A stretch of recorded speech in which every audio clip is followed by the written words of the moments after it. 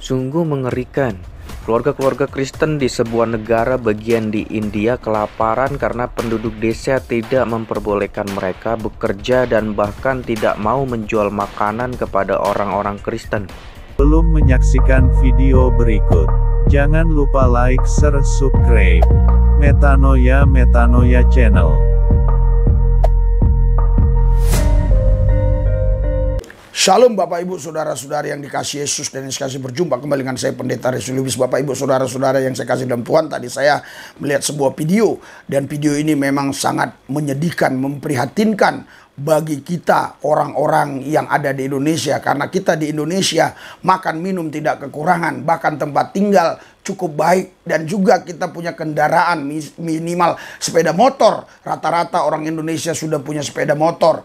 Tetapi saudara, ini ada orang Kristen yang jumlahnya cukup banyak. Mereka itu diisolasi, mereka itu diasingkan, mereka itu disingkirkan. Tidak boleh menjual makanan kepada mereka, tidak boleh memberi makanan kepada mereka, supaya mereka mungkin mati kelaparan pelan-pelan. Dan memang terbukti ada beberapa orang yang sudah mati, saudara, akibat kelaparan. Saudara, Bapak Ibu sekalian, mari kita sebagai rakyat Indonesia ini jangan lupa mengucap syukur. Kita di Indonesia hidup berkelimpahan, tidak kekurangan. Saudara, Bapak Ibu sekalian, kita mau saksikan video ini. Mari kita saksikan bersama-sama video ini dan bagaimana perasaan saudara nanti ketika melihat dan mendengar berita dalam video ini. Mari kita saksikan bersama-sama. Ini dia videonya. Sungguh mengerikan. Keluarga-keluarga Kristen di sebuah negara bagian di India kelaparan karena penduduk desa tidak memperbolehkan mereka bekerja dan bahkan tidak mau menjual makanan kepada orang-orang Kristen. Orang Kristen dari berbagai desa di negara bagian Chhattisgarh, India ini harus mengalami kelaparan, bahkan anak-anak kecil dan para bayi. Menurut berita pada 23 Mei 2019 lalu, setidaknya 25 orang dari desa Budiguda, distrik Sukma diusir oleh penduduk desa beragama mayoritas dan kini menjadi mereka tidak memiliki tempat berteduh. Di antara mereka terdapat 4 orang bayi. Rumah mereka hancur, demikian pernyataan pendeta di area itu, Philip Fetty, kepada Morning Star News. Mereka menghancurkan persediaan gandum yang dapat memberi makan orang-orang Kristen itu sepanjang tahun. Kini keluarga-keluarga itu sulit untuk bisa makan dengan keterbatasan persediaan makanan yang mereka miliki, demikian tambahnya. Para penduduk desa mengancam agar orang Kristen meninggalkan imannya atau mereka akan dibunuh. Ketika 3 keluarga menolak meninggalkan iman mereka, gerombolan penduduk desa berjumlah sekitar 150 orang menyerbu rumah mereka dan menghancurkan semua yang mereka miliki. Hanya para pencari nafkah bagi keluarga-keluarga itu yang akhirnya melarikan diri ke desa lain yang berjarak sekitar 22 km karena takut dibunuh. Sedangkan sisa anggota keluarga mereka masih di Budiguda dan hanya berlindung di bawah pohon saat India sedang menghadapi cuaca panas ekstrim. Anak-anak yang hanya dibaringkan di atas daun-daun banyak yang menderita sakit karena cuaca panas tersebut. Mereka mencoba mencari perlindungan ke polisi, namun pihak kepolisian malah berpihak kepada penduduk desa dan menyarankan agar keluarga Kristen tersebut mengikuti permintaan Dewan Desa untuk menjalankan ritual agama mayoritas tersebut. Di desa yang lain, yaitu desa Karama di daerah Kanker, India, orang Kristen tidak bisa belanja makanan karena iman mereka. Pada 2 Mei 2019 lalu, ketua desa tersebut mengumumkan bahwa orang Kristen di desa tersebut dikucilkan. Sejak pengumuman 2 Mei itu, pemilik toko di desa tidak mau menjual bahkan hal mendasar bagi kami, bahkan untuk tepung gandum. Demikian pernyataan Visweswar Sahu kepada Morning Star News. Akibat ancaman dan tekanan yang dilakukan oleh masyarakat, tidak sedikit akhirnya orang Kristen yang memilih untuk menjalani ritual kembali ke agama nenek moyang mereka untuk menyelamatkan nyawanya dan anak-anaknya. Karena hal ini, Sahu mengambil jalur hukum. Pasalnya tindakan mengucilkan dirinya ini bukan pertama kalinya ia alami. Pada 14 tahun yang lalu, ia juga dilarang untuk hadir dalam pertemuan sosial, bahkan saat anak perempuannya menikah. Penduduk desa melakukan boikot. Beruntung orang Kristen dari desa tetangga membantunya. Hal sama juga terjadi saat pernikahan putranya. Menjadi pengikut Yesus bukanlah jalan yang mudah dan mulus. Ancaman dan aniaya adalah bagian dari memikul salib kita. Sebab Rasul Petrus menuliskan, "Saudara-saudara yang kekasih, janganlah kamu heran akan nyala api siksaan yang datang kepadamu sebagai ujian, seolah-olah ada sesuatu yang luar biasa terjadi atas kamu. Sebaliknya bersukacitalah, sesuai dengan bagian yang kamu dapat dalam penderitaan Kristus, supaya kamu juga boleh bergembira dan bersukacita pada waktu Ia menyatakan kemuliaannya. Berbahagialah kamu jika kamu dinista karena nama Kristus, sebab roh kemuliaan, yaitu roh Allah, ada padamu." 1 Petrus 4 ayat 12-14. Untuk itu, yuk mari kita berdoa bagi umat Kristen di India agar mereka tetap teguh dan bersukacita sekalipun harus menghadapi berbagai macam aniaya.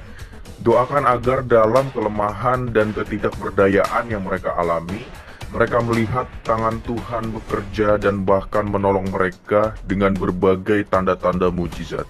Sebab saat penganiayaannya semakin kuat, maka Injil akan semakin luas diberitakan.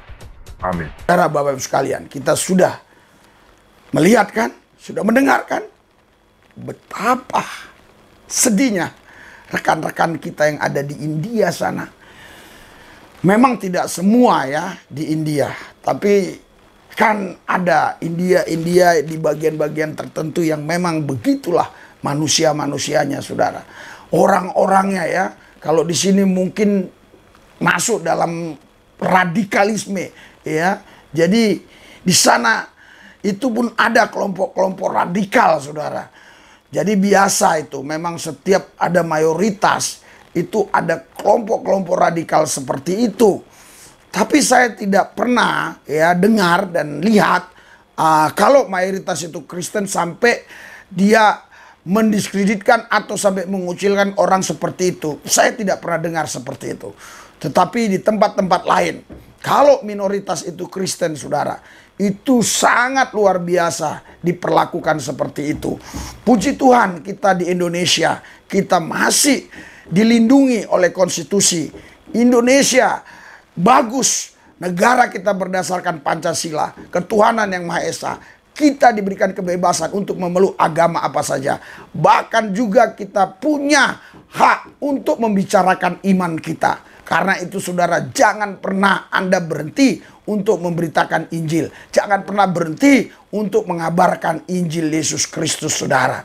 Saudara, Bapak Ibu sekalian, memang ketika kita memberitakan Injil, ada dua yang bisa terjadi. Bisa orang itu percaya dan juga bisa menolak. Yang lain lagi dua juga. Bisa kita diterima, bisa juga kita dicaci maki, bahkan sampai dianiaya.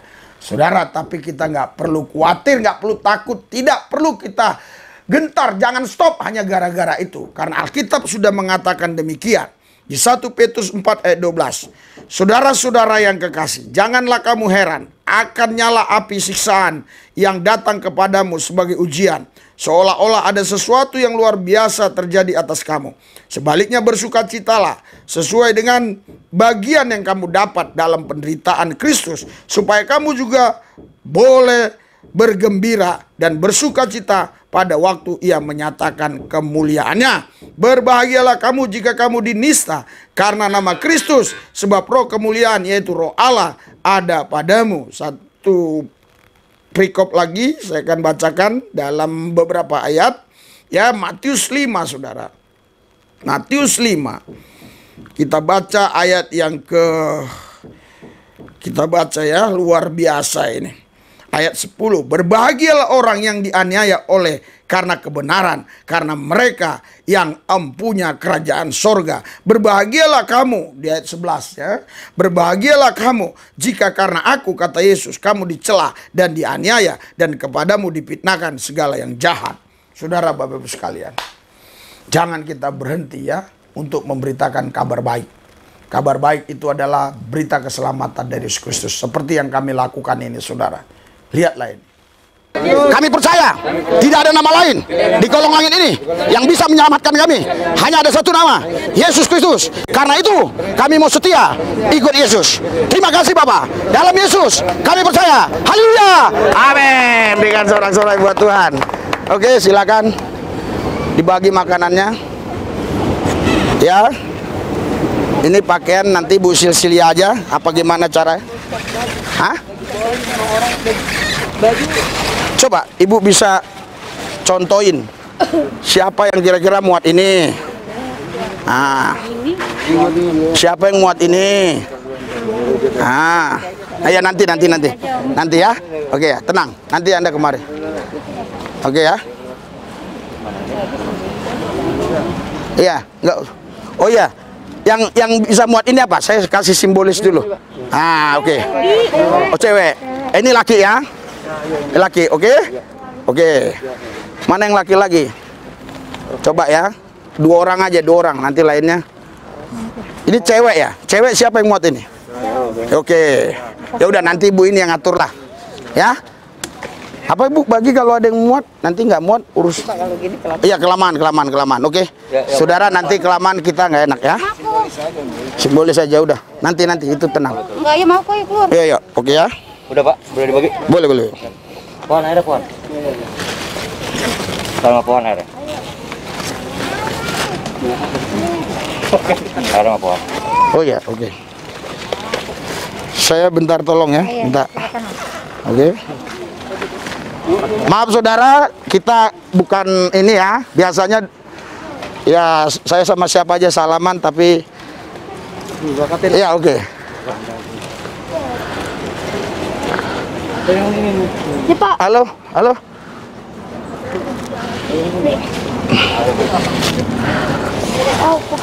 Saudara bayangkan, seandainya mereka itu kita nggak layani, mereka berjumpa dengan kelompok tertentu, berjumpa dengan orang-orang yang ideologinya bertentangan dengan Pancasila, bertentangan dengan kebinekaan Tunggal Ika, apa jadinya saudara? Pasti mereka akan menjadi orang-orang yang intoleran dan mereka bisa menjadi ekstremis, mereka bisa menjadi teroris dan seterusnya dan sebagainya. Tapi puji Tuhan, setelah mereka tinggalkan keyakinan mereka yang lama dan ikut Yesus, mereka dirubah oleh Tuhan dan mereka cinta Yesus dan cinta kepada negara kita NKRI. Mari kita doa. Tuhan Yesus, hadirat urapan dan kuasa-Mu bekerja. Pimpin tuntun langkah-langkah kami supaya kami hidup dalam kebenaran memberitakan Injil Yesus Kristus dengan sukacita. Makin hari makin banyak jiwa yang dimenangkan bagi Yesus. Terima kasih Tuhan, dalam Yesus Allah yang kudus kami berdoa. Haleluya. Amin.